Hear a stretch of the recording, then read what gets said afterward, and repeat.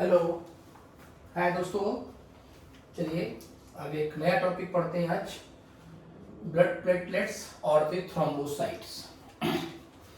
अपने ब्लड में तीन सॉलिड फ्रैक्शन या फर्म एलिमेंट्स, इनमें से एक erythrocytes the red blood cells, दूसरा WBC द ल्यूकोसाइट्स, और इन दो का वीडियो बना करके मैं ऑलरेडी अपलोड कर चुका हूं। आप चाहे तो उसको देख सकते हैं।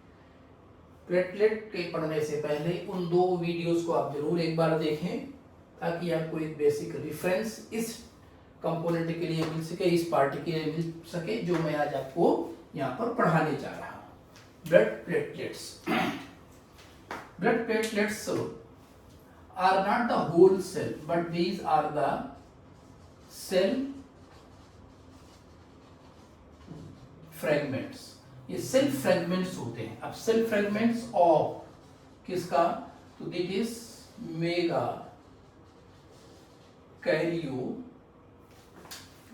Karyocytes. Megakaryocyte the specific type of large nucleated cells present in bone marrow, जहां से इन ब्लड प्लेटलेट्स का प्रोडक्शन होता है। बोन मैरो में कुछ सेल्स होती हैं जो कि माइलॉइड स्टेम सेल से ही डिराइव होती है, जिससे कि आरबीसी खुद डिराइव होती है। उन्हीं में से माइलॉइड सेल में से कुछ सेल्स डेवलप होती हैं as a megakaryocyte which has large cell polyploid nucleus due to endomitosis. Due to endomitosis, the nucleus becomes polyploid and the cell is known as megakaryocyte. These megakaryocytes gives irregular protoplasmic processes outside, and these processes get fragmented from peripheral region and result in the formation of platelets. ये platelets बन जाते हैं, इसलिए इन platelets को हम लोग whole cell ना करके सेल फ्रेगमेंट बोलते हैं। वैसे ही इन नॉर्मल कंडीशन पर देखा जाए तो these are said to be the smallest blood cells. Smallest blood cells हैं, ये लगभग इनका साइज 2 to 5 माइक्रोन के आसपास होता है। साथ ही साथ इनका जो लाइफ स्पैन है या वर्किंग कैपेसिटी होती है वो 2 to 5 डेज तक हमारे ब्लड सर्कुलेशन में रहती है। इनका जो हमारे ब्लड में काउंट है वो लगभग 1.5 lakhs to 3.5 lakhs पर mm क्यूब ऑफ ब्लड होता है। एक कंडीशन होती है थ्रोम्बोसाइटोपेनिया।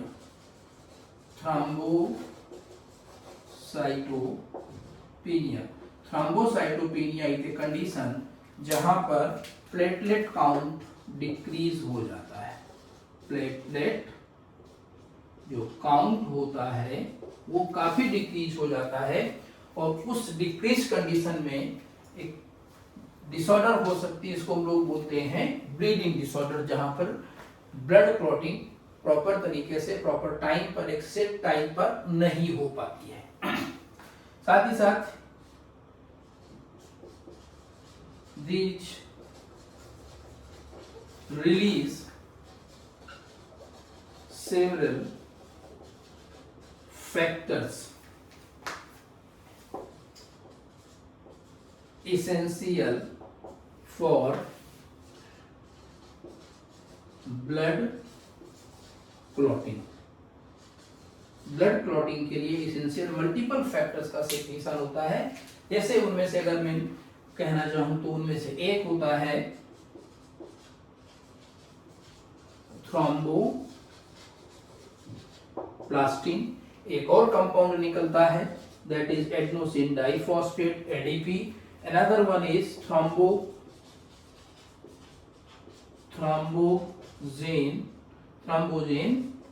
A2। ये केमिकल्स निकलते हैं।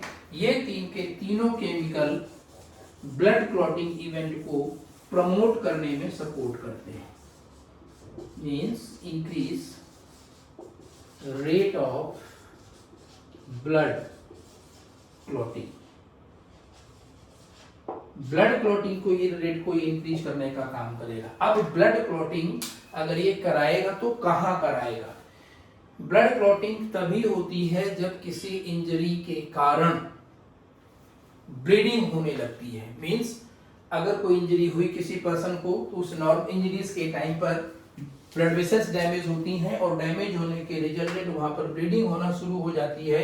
और जब वो ब्लीडिंग होना शुरू होगी तो उस सिचुएशन पर एक्सेस ब्लड लॉस न होने पर इसलिए body has its own system of stopping bleeding and that is called as blood clotting और हीमोस्टैसिस, जो कि इन सेल्स का काम होता है। That is why we are well said that कि blood platelets are the cells of blood clotting, means ये blood clotting को सपोर्ट करती हैं। यहां लिख सकते हैं the cells of blood clotting, the cells of blood clotting. इसके अलावा these cells also secrete the factor which is known as platelet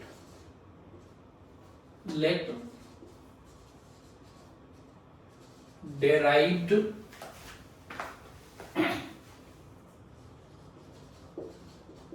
growth factor, जिसका काम होता है to repair damaged blood vessel. जो ब्लड वेसल्स डैमेज हो जाती हैं उन डैमेज ब्लड वेसल्स को रिपेयर करने में इसका काम होता है। नॉर्मल जो इसका काउंट हम यहां पर देख रहे हैं वो count 1.5 to 3.5 lakhs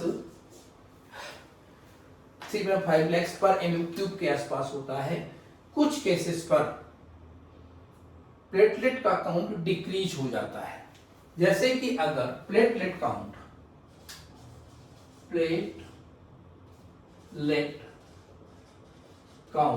decrease is below 40,000 per mm³। in this case एक डिसऑर्डर होती है, परप्यूरिया डिजीज होती है, और इस परप्यूरिया डिजीज के केस में क्या होता है, ब्लीडिंग कंटिन्यू रह सकती है। ब्लीडिंग कंटिन्यू रह सकती है मतलब इंजरीज होने पर अगर ब्लीडिंग एक बार स्टार्ट हो जाएगी तो वो ब्लीडिंग इजीली यहाँ पर रुक नहीं सकती है, और this condition is called as purpura disorder, जहां पर ब्लड प्लेटलेट काउंट 50,000 या उससे भी नीचे जा सकता है। तो एक नॉर्मल कंडीशंस हैं। ब्लड प्लेटलेट्स एक ऐसी सेल्स होती हैं, एक प्रकार के सेल फ्रेगमेंट्स होती हैं जो किसी न किसी कारण से हमारे ब्लड बॉडी में ब्लड प्लेटलेट ब्लीडिंग को रोकने का काम करती हैं। और इस सिचुएशन एक ऐसी कंडीशन में ये एक्सेस ब्लड लॉस को रोकने मतलब बॉडी में जो अननेसेसरी ब्लड लॉस हो सकता है उस अननेसेसरी ब्लड लॉस को रोकने का काम करेंगी। Purpura, what is purpura? It's purpura. Okay, thank you so much for this blood platelets. Now इसी से रिलेटेड हमारा अगला टॉपिक आता है दैट इज कॉल्ड एज हीमोस्टैसिस और ब्लड क्लॉटिंग। आपको इसका एक स्क्रीनशॉट ले सकते हैं so that I can start the next one. अगला टॉपिक अपना थ्रोम्बो हीमोस्टैसिस का टॉपिक है, थ्रोम्बोसिस का टॉपिक है।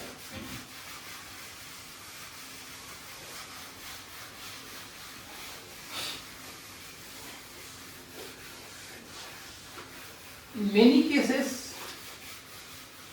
जब जैसे कि हम लोग कभी गेम्स खेलते हैं, साइकिलिंग करते हैं या कुछ और कोई एक्टिविटी करते हैं, जाने कहीं चोट लग जाती है।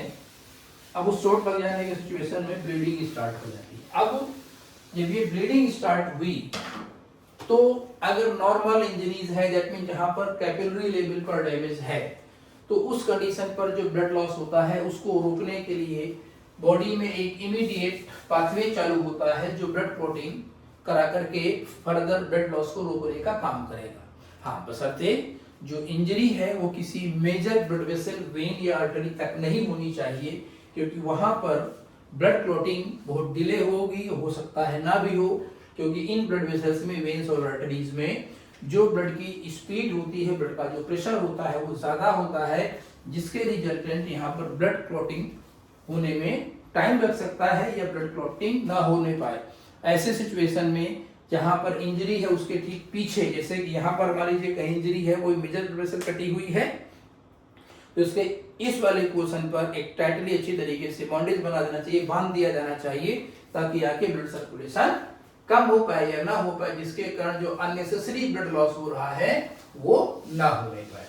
चलिए बात करते हैं हम लोग ब्लड क्लॉटिंग की और थ्रोम्बोसिस की या हीमोस्टैसिस। ब्लड क्लॉटिंग और थ्रोम्बोसिस और हीमोस्टैसिस, इसकी बात करते हैं। ब्लड क्लॉटिंग, हीमोस्टैसिस और थ्रोम्बोसिस एक सिंगल इवेंट नहीं है, it is basically a combination of 3 different events। जैसे कि अपने पास मान लेते हैं यहाँ पर कोई एक ये ब्लड वेसल है, here we are having a blood vessel. अब इस ब्लड वेसल में किसी न किसी कारणवश, किसी वजह से क्या हो चुकी है, इंजरी हो चुकी है, और जब इंजरी हुई होगी तो ये ब्लड वेसल क्या होगी, डैमेज हो जाएगी। ये ब्लड वेसल डैमेज हो गई, और अगर ये ब्लड वेसल यहाँ पर डैमेज हुई तो इस डैमेज ब्लड वेसल से यहाँ पर ये ब्लीडिंग चालू हो जाती है।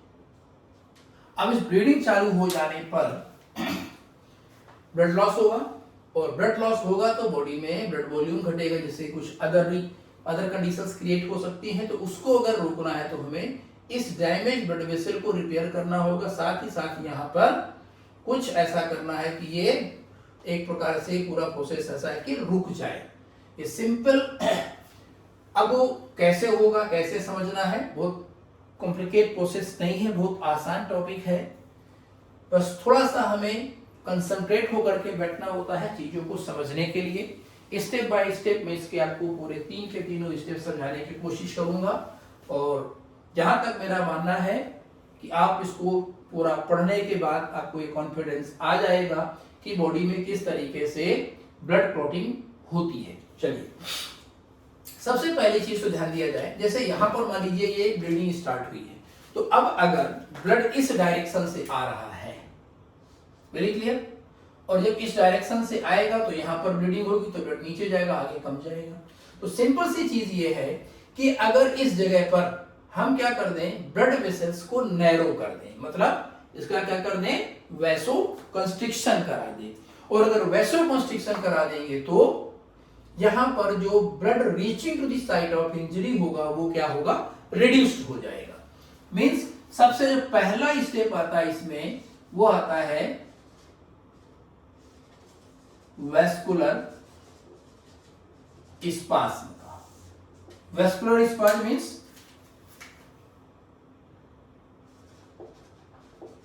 constriction of damaged blood vessel, damaged blood vessel, damage blood vessel को कंस्ट्रिक्ट कर दिया जाए, मींस जो ये कंडीशंस यहाँ पर अभी वाइट दिख रहा है वो क्या हो जाए, नैरो हो जाए, लाइक दिस। ये अगर नैरो हो जाए इस तरीके से, जहां पर ये इंजरी है, इंजरी वाली साइड, तो यहां पर ये हो गई नैरो। जब ये नैरो हो जाएगी तो the amount of blood reaching to the site of injury क्या होगा, कम होगा। तो एक कंडीशन से वैसे ही ब्लड लॉस कम हो सकता है। अब इस वैस्कुलर स्पाज्म में होता कैसे है, होता क्या कि जैसे ही ब्लड वेसल डैमेज होगी तो यहां पर प्लेटलेट्स प्लेटलेट्स एक्टिवेट हो जाती हैं और ये एक्टिवेटेड प्लेटलेट के द्वारा सेरोटोनिन लाइक केमिकल्स निकलते हैं और ये जो सेरोटोनिन होता है, ये सेरोटोनिन इसके वैसोकंस्ट्रिक्शन के लिए रिस्पॉन्सिबल होता है। वैसो कंस्ट्रिक्शन के लिए यहां पर ये सेरोटोनिन खुद रिस्पॉन्सिबल होता है। दूसरी एक चीज और, जो साइट ऑफ इंजरी होती है, इस साइट ऑफ इंजरी पर एक और केमिकल का सिक्रीशन कम हो जाता है। यहां पर एक्टिवेटेड प्लेटलेट से सेरोटोनिन क्या हुआ, सिक्रीट हुआ है, यहां से सेरोटोनिन निकला हुआ है, ये सिक्रीट होता है, तो जो वैस्कुलर स्पार्क या वैसोकंस्ट्रिक्शन कराने का काम करेगा। साथ ही साथ जो एंडोथेलियल सेल्स एट साइट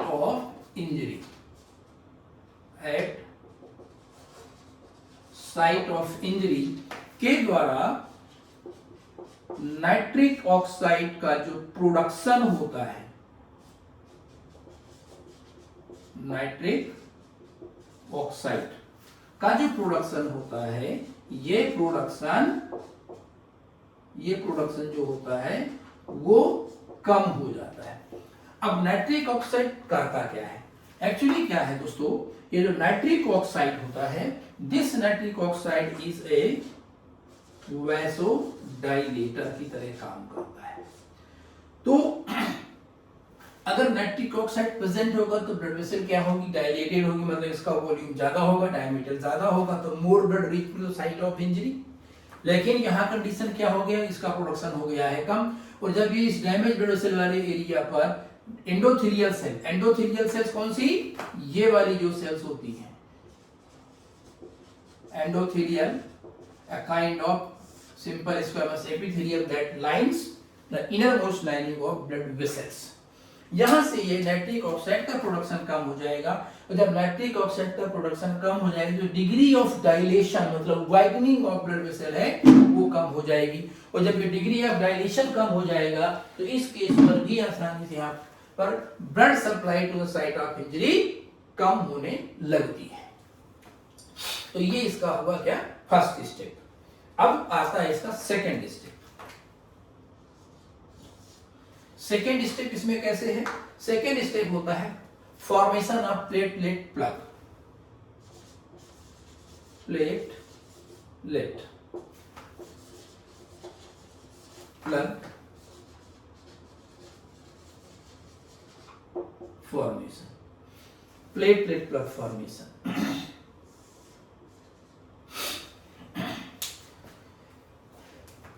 इस जगह पर जैसे मान के चलिए, जैसे कोई खेत की एक नाली है, अब उस खेत की एक नाली में से पानी खेत के अंदर लेके जाना है, ओके, तो नाली काटनी पड़ेगी, तो किसी आगे की जगह पर जहां से नाली पानी जा रहा हो उसकी तरफ क्या होगा, मिट्टी डालनी पड़ती है। तो ये मिट्टी प्रकार की यहाँ कुछ जमा करनी है, अगर हम उसको जमा कर देंगे तो ये ब्लॉक हो जाएगा और आगे सर्कुलेशन आगे की तरफ शुरू हो जाएगा। तो होता क्या है कि जैसे ही यहाँ पर इंजरी होगी तो प्लेटलेट एक्टिवेट हो चुकी है, जिसने पहला काम क्या कर दिया, पहला काम ये कर दिया कि इसने वैसोकंस्ट्रिक्शन करा दिया। अब क्या होता है कि जैसे ही ब्लड वेसल डैमेज होती है तो यहां पर जो एक्टिवेटेड प्लेटलेट्स होती हैं, एक्टिवेटेड प्लेटलेट्स, ये एक्टिवेटेड प्लेटलेट्स एक दूसरे के साथ स्टिक करना चालू कर देती हैं, मतलब चिपकना चालू कर देती हैं, वो इसको प्लेटलेट प्लग फॉर्मेशन बोलते हैं। Means the tendency of sticking platelets together increased many times. एक कंपाउंड होता है वॉन विले ब्रांड फैक्टर। ये वॉन विले वन फैक्टर क्या करता है, this von Willebrand factor increases formation of platelet plug। Platelet formation की एक्टिविटी को बढ़ाता है। साथ ही साथ ये प्लेटलेट्स खुद भी secrete the compound called adenosine diphosphate and thromboxane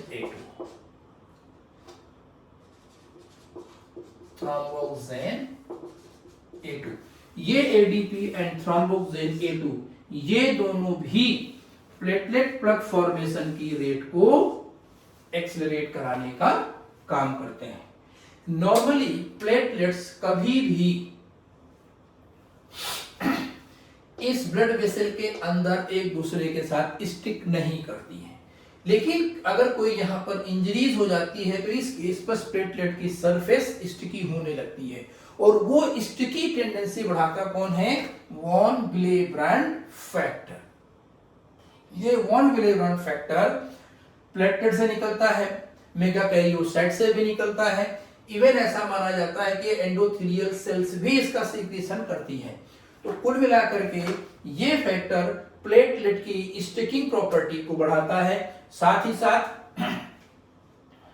इस कंडीशन पर ये प्लेटलेट खुद दो compound ADP that is adenosine diphosphate और थ्रोम्बोक्सेन A2 का सीक्रेशन करती हैं। ये तीनों चीजें भी मिलकर के यहाँ पर ओवरऑल कह सकते हैं कि यहाँ पर प्लेटलेट की स्टिकिंग टेंडेंसी को बढ़ाते हैं, मतलब प्लेटलेट्स का एक ढेर इकट्ठा होना शुरू होता है। एक चीज और भी है कि जब यहाँ डैमेजिंग इंपैक्ट आएगा तो इस ब्लड वेसल्स के आसपास क्या होगा? कनेक्टिव टिश्यू कोलेजन फाइबर होंगे, और वो कोलेजन फाइबर भी जेलेटिनस उसके साथ प्लेटलेट चिपकना शुरू कर देती है। ऐसा नहीं कि केवल बस एक चीज होना शुरू हो जाए, बहुत सारे फैक्टर्स हैं जो इस जगह पर प्लेटलेट की स्टिकिंग टेंडेंसी को बढ़ाने का काम करेंगे। जैसे ही बाहर प्लेटलेट आएगा तो यहाँ पर ब्लड वेसल्स के आसपास क्या कनेक्टिव टिश्यूज होता ही होता है, तो उसमें जो कोलेजन फाइबर्स होते हैं उन कोलेजन फाइबर्स के द्वारा उन कोलेजन फाइबर्स के साथ में ये प्लेटलेट चिपकना शुरू कर देगी, और एक प्लेटलेट दूसरे प्लेटलेट की स्टिकिंग टेंडेंसी को और इनहेंस करती है, क्योंकि जैसे जैसे प्लेटलेट एक दूसरे से स्टिक करती चली जाएंगी वैसे वैसे उनसे रिलीज एडीपी और थ्रोम्बोक्सेन A2 का लेवल बढ़ता चला जाएगा, और धीरे धीरे वहां पर एक बिग प्लेटलेट प्लग बनने लगता है।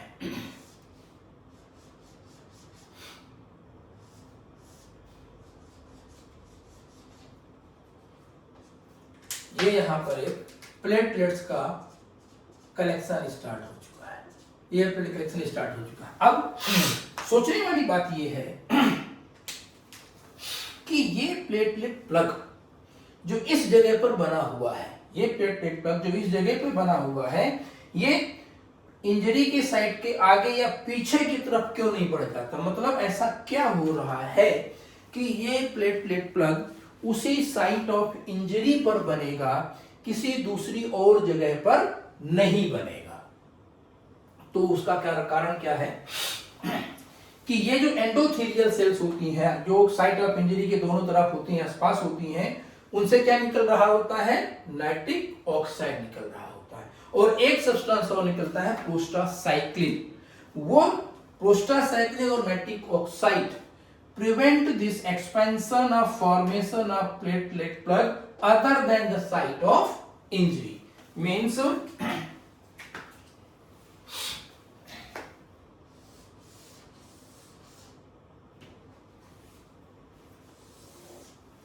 nitric oxide and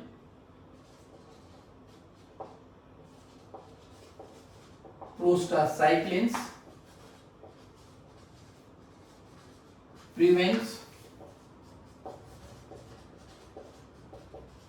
expansion of platelet plug other than site of injury, other than site of injury पर प्लेटलेट फॉर्मेशन के एक्सपेंशन को रोकने का काम करते हैं। तो तो ये 2 स्टेप्स हो गए अपने पास। अब हमारा जो तीसरा स्टेप आता है ब्लड क्लॉटिंग का, वो थर्ड स्टेप है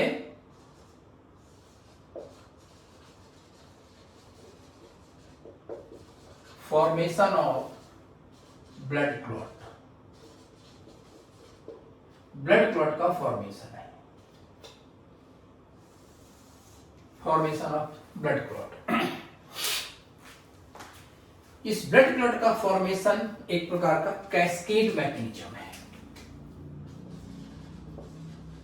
cascade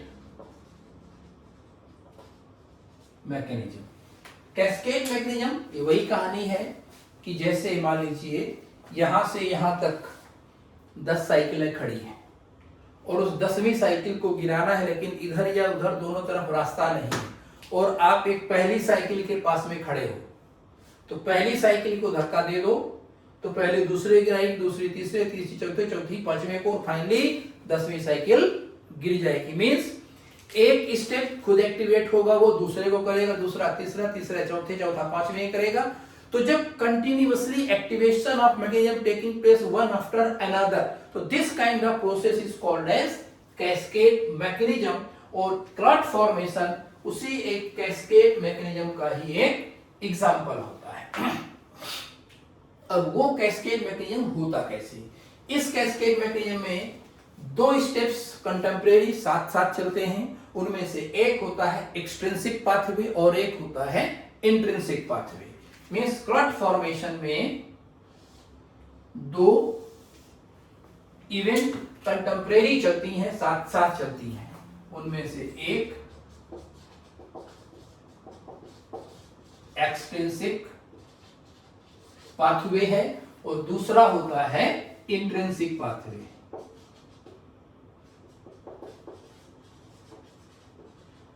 Intrinsic pathway. Extrinsic pathway, basically this one is initiated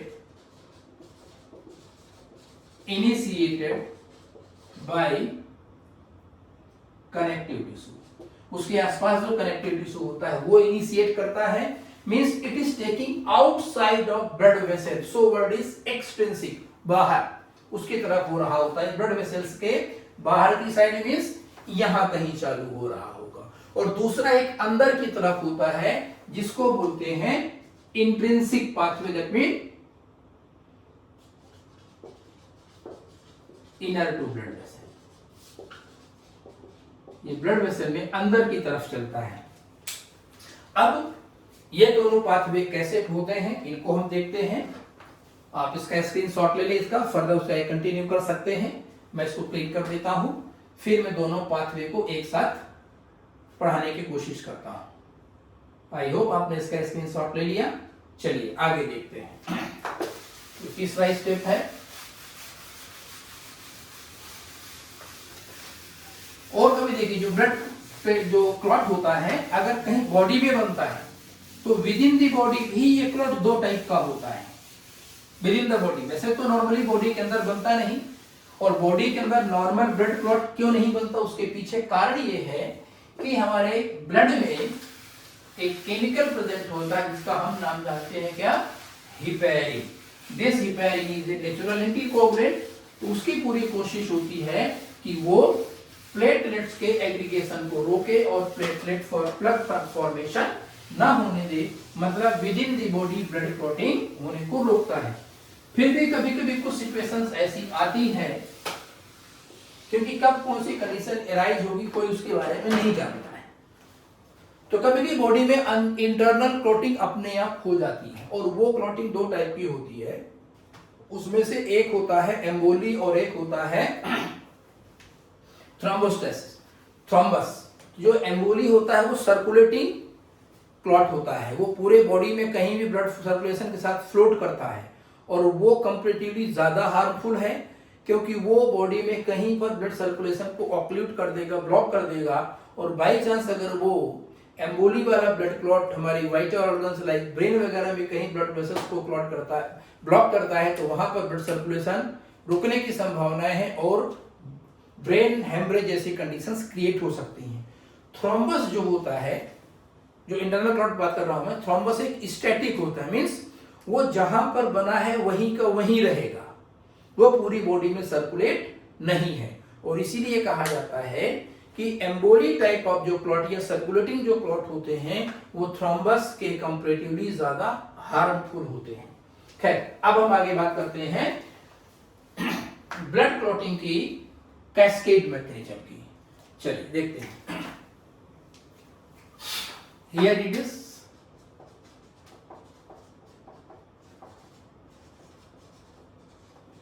extrinsic pathway and here it is intrinsic pathway. Intrinsic pathway, ये दो टाइप के पाथवे हो गया। इस एक्सटेंसिक पाथवे में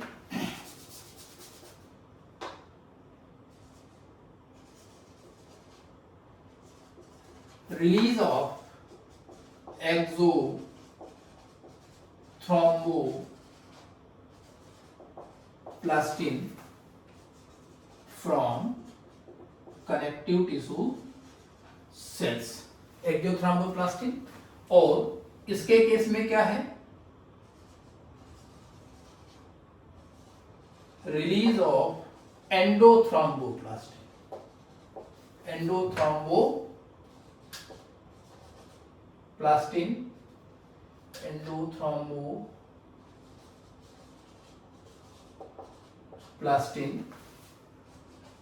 from platelets,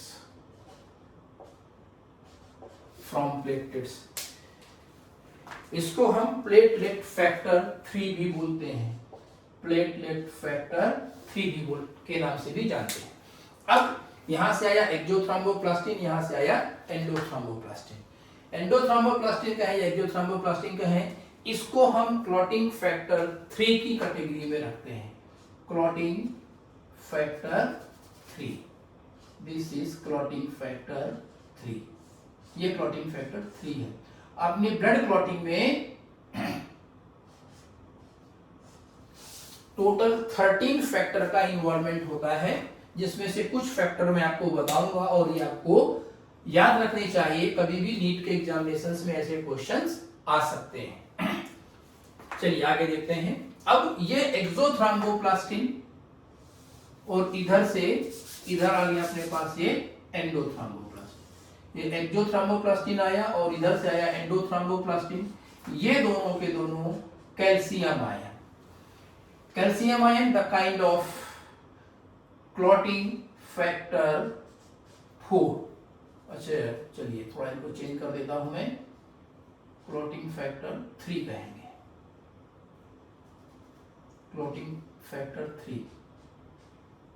actually clotting factor जो है वो उनके जो नंबरिंग की गई है वो रोमन नंबर में किया गया, क्लॉटिंग फैक्टर 4 हुआ, ये हुआ क्लॉटिंग फैक्टर 4 अपने पास। अब कैल्शियम आयन की वजह से ये एक्सोथ्रोम्बोप्लास्टिन और endothromboplastin collectively now here known as thrombokinase, इनको थ्रोम्बोकाइनेज के नाम से जानते हैं। ये बन गया thrombokinase. Now this thrombokinase along with multiple factor, पहली बात तो calcium ion itself, then many activated clotting factors, for example multiple clotting activated clotting factors, example factor 5, factor 7, factor 8, factor 9 and factor 10, ये मल्टीपल फैक्टर्स होते हैं। इन multiple factors की presence में ये thrombokinase gets converted into, this thrombokinase brings about conversion of plasma soluble protein prothrombin,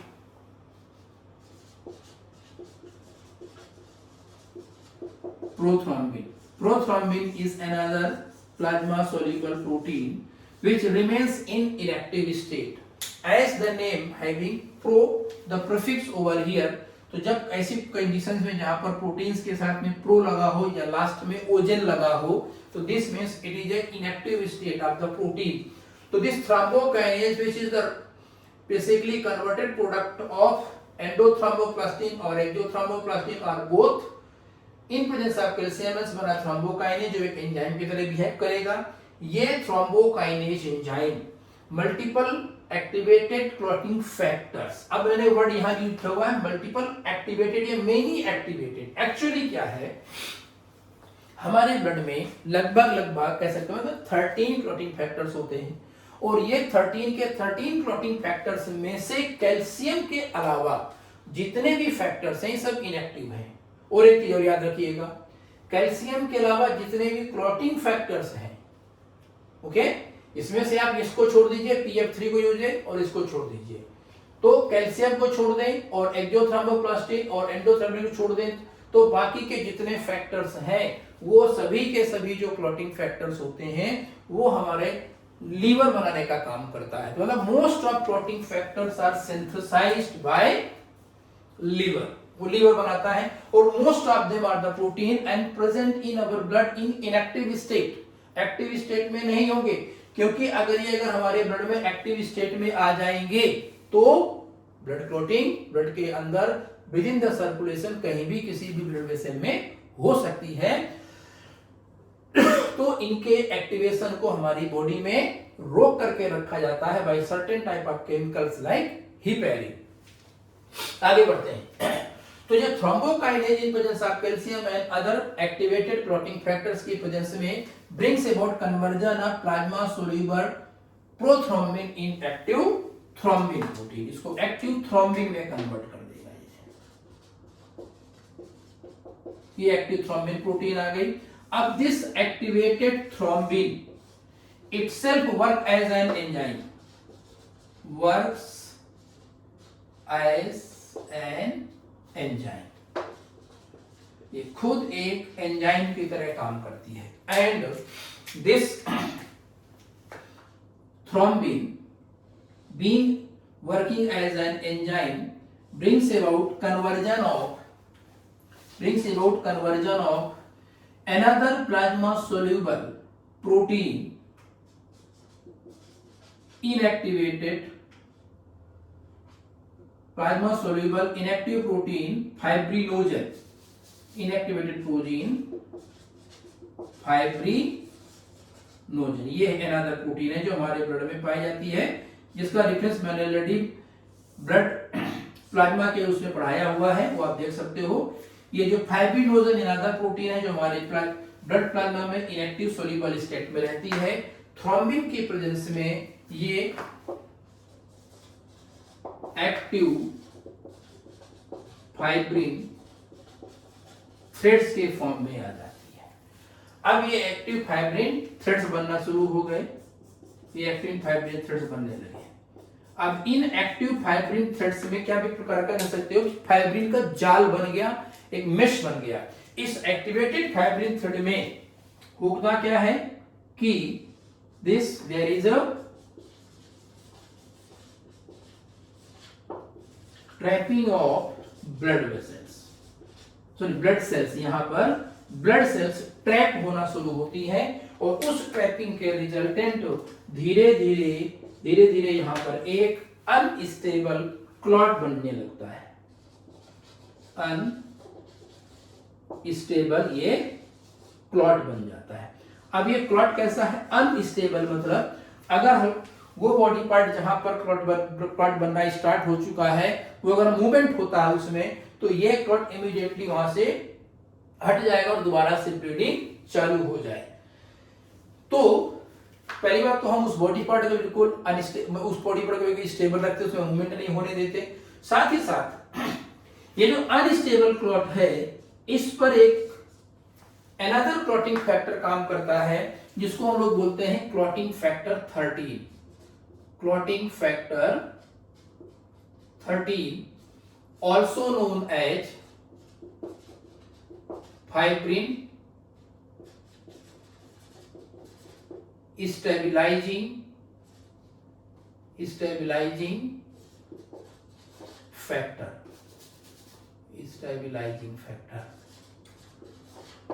fibrin stabilizing factor के नाम से इसको हम जानते हैं।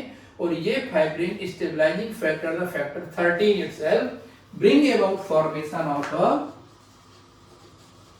स्टेबल क्लॉट, ये स्टेबल क्लॉट बनेगा। और अगर आप कुछ समय तक और थोड़ा सा वेट करें तो जैसे मान लीजिए यहां पर ये एक स्टेबल क्लॉट बना है, ये एक मैंने क्लॉट बनाया, रिप्रेजेंट करने की कोशिश किया है, ये एक छोटा सा क्लॉट बना। इस क्लॉट के ऊपर आपको एक लाइट कलर का फ्लूइड नजर आता है, लाइट कलर का फ्लूइड आपको यहां पर नजर आएगा। ये लाइट कलर का फ्लूइड जो इस क्लॉट के ठीक ऊपर दिखता है, इसको कहा जाता है सीरम। अब ये सीरम ये वाला है। सीरम बेसिकली है क्या? Serum is nothing but serum equal to plasma minus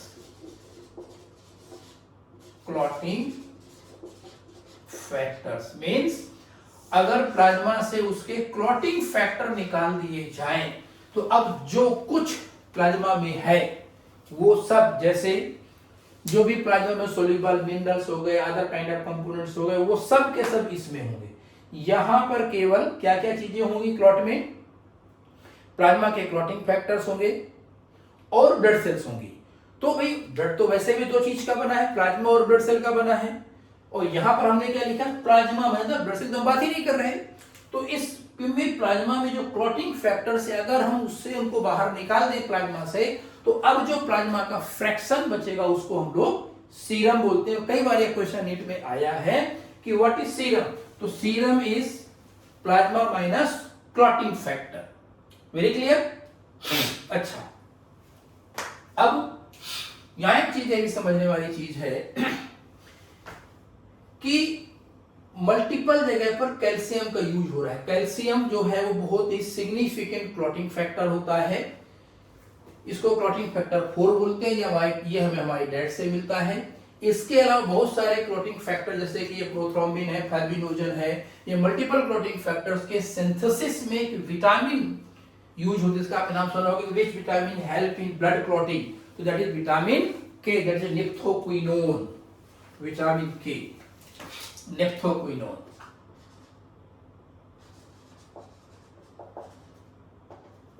vitamin के कहते हैं essential for blood clotting, essential for blood clotting, vitamin के। और इसेंशियल डायरेक्टली इसका कोई इसमें रोल नहीं है ब्लड क्लॉटिंग में, लेकिन क्लॉटिंग फैक्टर लाइक प्रोथ्रोम्बिन या बहुत सारे अदर क्लॉटिंग फैक्टर्स होते हैं जिनका सिंथेसिस विटामिन के कराता है। Chemically it is known as naphthoquinone. Chemical name naphthoquinone होता है, जिसको हम विटामिन के नाम से जानते हैं। अगर किसी पर्सन विटामिन के की डिफिशियंसी है तो उसमें ब्लीडिंग होने के बाद जो क्लॉटिंग होगी वो हो सकता है स्लो हो जाए या बहुत कम हो, मतलब ब्लड लॉस होने के चांसेस ज्यादा होते हैं। कभी कभी इन फैक्टर्स के कुछ और नाम पूछ लिए जाते हैं, खास करके कौन कौन फैक्टर, जैसे कि फैक्टर 8, फैक्टर 9 और फैक्टर 10 और प्रोथ्रोम्बिन और फाइब्रिनोजन। तो यहां कुछ मैं नंबरिंग करने जा रहा हूं। जैसे फाइब्रिनोजन को क्लॉटिंग फैक्टर 1 बोलते हैं, प्रोथ्रोम्बिन को क्लॉटिंग फैक्टर 2 बोलते हैं। इसके बाद क्लॉटिंग फैक्टर 3 ये लिखा हुआ है, इसको बोलते हैं क्लॉटिंग फैक्टर 3। थ्रोम्बोप्लास्टिन चाहे वो एक्सो हो या एंडो हो, इसको बोलते हैं क्लॉटिंग फैक्टर 3। फिर आ गया क्लॉटिंग फैक्टर 4, 5, 6 यहां पर मिसिंग है। 6 इसलिए मिसिंग है क्योंकि 6 nothing but activated clotting factor 5 ही होता है। आप देख रहे हो कि नंबर पूरा रैंडम लिखा हुआ है। अब नंबर रैंडम क्यों है? इन क्लॉटिंग फैक्टर्स को जो रोमन नंबरिंग दी गई है वो रोमन नंबरिंग इस पॉइंट पर नहीं दी गई कि कौन कहां पार्टिसिपेट कर रहा है, कि भैया सर सबसे पहले तो यहां पर या इसको 1 दे, हम उसको आपने तो 3 दे दिया है, ये तो यहां लास्ट में आया उसको आपने 1 दे दिया है। तो the Roman numbering given to particular type of plotting factor is not based on the step of reaction where they involve, but it is based on the discovery, the see order of discovery. जो factor जिस order में discover किया गया है उसका वो sequence यह दिया गया। जैसे कि क्लॉटिंग फाइब्रिनोजन सबसे पहले डिस्कवर किया गया था तो क्लॉटिंग फैक्टर 1 आ गया, इसके बाद ये डिस्कवर किया फैक्टर 2 आ गया, इसके बाद ये डिस्कवर हुआ तो ये इसका नंबर इसको 3 दे दिया, इसके बाद कैल्शियम का रोल पढ़ा गया इसको 4 दे दिया गया। ठीक है, फैक्टर 8 को बोलते हैं एंटी हीमोफिलिया फैक्टर ए, फैक्टर 9 को बोलते हैं क्रिसमस फैक्टर, फैक्टर 10 को बोलते हैं स्टुअर्ट फैक्टर। तो ये बहुत सारे प्लॉटिंग फैक्टर्स के बारे में भी कुछ इंफॉर्मेशन कभी कभी पूछी जाती है। मैं आपको कुछ कहना मैंने बता भी दिए। बेसिकली आप इन 2-3 को ज्यादा याद रखिएगा, 1, 2, 3 एंड 4 जो नीट के लिए बहुत जरूरी है, क्योंकि अब ये वाला जो कंपोनेंट है वो नीट के सिलेबस से डिलीट कर दिया है। क्लॉटिंग फैक्टर्स अब ज्यादा डिटेल्स में नहीं पूछे जाते। तो फर्स्ट, सेकेंड, थर्ड एंड ये 4 ये जरूर आपको याद रखने हैं। Clotting factor 1 fibrinogen, clotting factor 2 prothrombin, clotting factor 3 endothromboplast या सिंपल थ्रोम्बोप्लास्ट याद रखिएगा, clotting factor 4 calcium, clotting factor 5 proaccelerin factor कहलाता है, फैक्टर जो 8 होता है वो एंटी हीमोफिलिया फैक्टर ए कहलाता है, और फैक्टर 9 को हम लोग बोलते हैं क्रिसमस फैक्टर, और फैक्टर 10 को बोलते हैं स्टुअर्ट फैक्टर। लिटिल स्टुअर्ट एक मूवी है चूहे वाले, उसको देखा होगा आप लोगों ने कभी आप बचपन में, तो वहां से याद कर सकते हो। वेरी क्लियर, इस तरीके से। अच्छा, आपने कभी कभी देखा होगा कि जो पैथोलॉजी लैब से कोई आता है ब्लड सैंपल कलेक्ट करने, तो वो ब्लड सैंपल लेता है और एक शीशी में डाल करके ऐसे ऐसे शेक कर देता है, शेक करने के बाद ब्लड को उसको टेस्ट ट्यूब को छोड़ देते हैं, तो वो ब्लड क्लॉट नहीं हो पाता। तो ऐसा क्या है कि उस टेस्ट ट्यूब में क्या ऐसा पड़ा होता है जो ब्लड को क्लॉट होने से रोकता है? इस पूरे में कहानी एक चीज हमको नजर आती है कि कोई ना कोई एक ऐसा फैक्टर है जो शुरू से है, और अगर वो ना हो तो बाकी की चीजें ना हो, और वो है फैक्टर 4 कैल्शियम। एक्चुअली क्या होता है, वो जो टेस्ट ट्यूब होती है उसमें सोडियम ऑक्सलेट कैसा कंपोजिशन होता है, सोडियम ऑक्सलेट जैसा कंपोजिशन उस टेस्ट ट्यूब में पड़ा हुआ है। मींस ये वो टेस्ट सैंपल कलेक्शन ट्यूब लेके आया है, इस सैंपल कलेक्शन ट्यूब में ये सोडियम ऑक्सलेट पहले से एडेड है। अब इस पर्सन ने क्या किया, यहां पर ब्लड सैंपल ऐड किया, इसमें ये ब्लड सैंपल इसमें क्या किया, इसने ऐड किया है। तो इस ब्लड सैंपल जैसे ऐड करेगा तो यहां पर जो सोडियम ऑक्सलेट है उसमें से ये जो ऑक्सलेट होता है वो ब्लड में प्रेजेंट कैल्शियम से रिएक्ट कर जाता है और बना लेता है calcium oxalate. Means all the calcium जो भी present, all free calcium present in plasma are trapped by this sodium oxalate to form the calcium oxalate. अब अगर कैल्शियम आयन पूरा का पूरा ट्रैप हो गया है तो जो क्लॉटिंग फैक्टर के एक्टिवेशन स्टेप्स होते हैं वो नहीं हो पाएंगे, और जब एक्टिवेशन नहीं होगा तो ब्लड क्लॉटिंग नहीं होगी, और हमारा blood sample as it is analysis के लिए हमारे पास अवेलेबल रहेगा।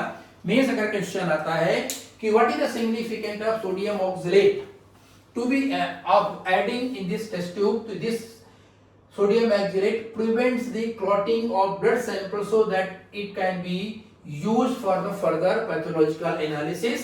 And what it does, it traps all the calcium available in the plasma to form the calcium oxalate। means clotting factor 4 को ट्रैप कर लिया इसने, तो जो बाकी की इवेंट होनी थी वो नहीं हो पाएंगी और ब्लड क्लॉट होने से बच जाएगा। Very clear.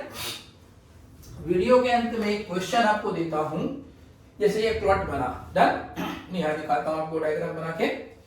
कि मान लीजिए ये किसी पर्सन की इंजरी हुई थी और इंजरी होने के बाद यहां पर धीरे धीरे ये क्लॉट बन गया एक। Very clear. तो अब देखते हो कुछ दिनों के बाद में जो क्लॉट होता है ब्लैक ब्लैक कलर का हो जाता है और धीरे धीरे धीरे धीरे ये उखड़ने लगता है, निकल के बाहर चला जाता है। तो अब इस दो चीजें हो रही हैं। नंबर एक, ये क्लॉट यहां से रिमूव हो रहा है और दूसरा यहां पर ये जो ब्लड वेसल डैमेज हुई थी ये भी रिपेयर हो रही होगी। और अगर कभी कभी वो पपड़ी हल्की सी उखड़ती है और आप उसको बीच में हाथ से उखाड़ देते हैं, ऐसे पकड़कर खींच देते हैं, तो दोबारा से हल्का फुल्का ब्लड निकलना शुरू हो जाता है। तो दो चीजें, एक तो ये ब्लड यहां से निकल रहा है, इसको बोलते हैं retraction of blood clot, retraction of blood clot, retraction of blood clot. आपको यह ढूंढना है कि रिट्रैक्शन ऑफ ब्लड क्लॉट कौन कराता है। और दूसरा क्वेश्चन यहां पर है कि रिपेयरिंग ऑफ ब्लड वेसल, जो ब्लड वेसल की वॉल डैमेज हुई है वो कौन कराता है। दो क्वेश्चन हैं इस वीडियो के अंत में। आज आपको की name the substance which help in the retraction of blood clot and name the substance which brings about repairing of damaged blood vessels. Find the answer and give the answer in the comment box. As far as blood clotting is phase is completed here now. Thank you so much दोस्तों, bye bye.